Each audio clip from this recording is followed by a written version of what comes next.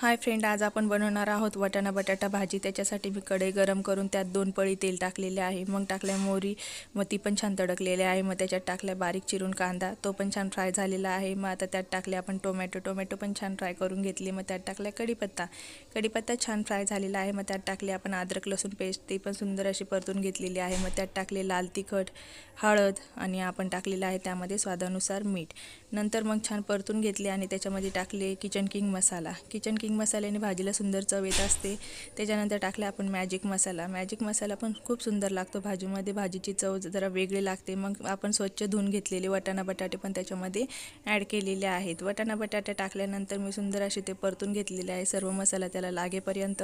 बघू शकता तुम्ही किती सुंदर दिसते आपली भाजी। त्याच्यानंतर त्यात टाकले मी 1 ग्लास पाणी, सुंदर आपली भाजी त्याच्याने मग शिजून जाईल। आणि भाजी शिजण्यासाठी मी फिट्ट झाकण लावून 15 मिनिटं शिजून घेतली। आपली भाजी